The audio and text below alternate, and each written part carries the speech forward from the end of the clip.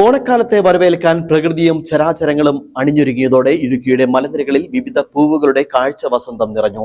ദേശീയപാതയിലെ ഗ്യാപ് റോഡിലെ വഴിയോരങ്ങളിൽ അഴക് ചാർത്തി പുള്ളിക്കാശിത്തുമ്പ പൂവിട്ടു. ചിലയിടങ്ങളിൽ കമ്മലിന്റെ സാദൃശ്യമുള്ളതിനാൽ ഇവയെ കമ്മൽ പൂവ് എന്നും വിളിക്കാറുണ്ട്.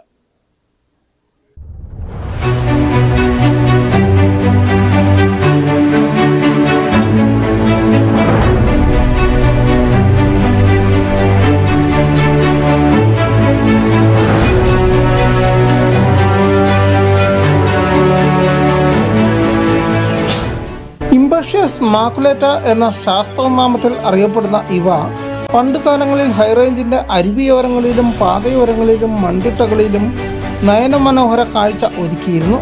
വംശനാശ ഭീഷണി നേരിടുന്ന ഈ സസ്യം ഈ മേഖലയിൽ വ്യാപകമായാണ് പുഷ്പിച്ചിരിക്കുന്നത്.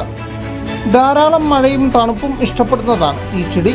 നിരവധി സസ്യശാസ്ത്രജ്ഞർ ഇവയെക്കുറിച്ച് പഠിക്കുകയും ലേഖനങ്ങൾ എഴുതുകയും ചെയ്തിട്ടുണ്ട്. ഇളം പിങ്ക് നിറത്തിലുള്ള സമൃദ്ധമായ പൂക്കളാണ് ഇവയുടെ ആകർഷണം. മൂപ്പത്തിയ വിത്തുകൾ പൊട്ടിത്തെറിച്ച് വിത്ത് വിതരണം നടക്കുന്നതിനാൽ ടച്ച് മീ നോട്ട് എന്നും ഈ സസ്യം അറിയപ്പെടുന്നുണ്ട്. കാഴ്ച സൗന്ദര്യത്തിന് പുറമെ ത്വക്ക് രോഗങ്ങൾ, ഉദരരോഗങ്ങൾ തുടങ്ങി നിരവധി രോഗങ്ങൾക്കുള്ള സിദ്ധ ഔഷധം കൂടിയാണ് ഇത്. ഈ വഴി കടന്നു പോകുന്ന വിനോദസഞ്ചാരികൾക്ക് കാഴ്ചയുടെ വർണ്ണവസന്തമാണ് ചെടികൾ ഒരുക്കിയിരിക്കുന്നത്.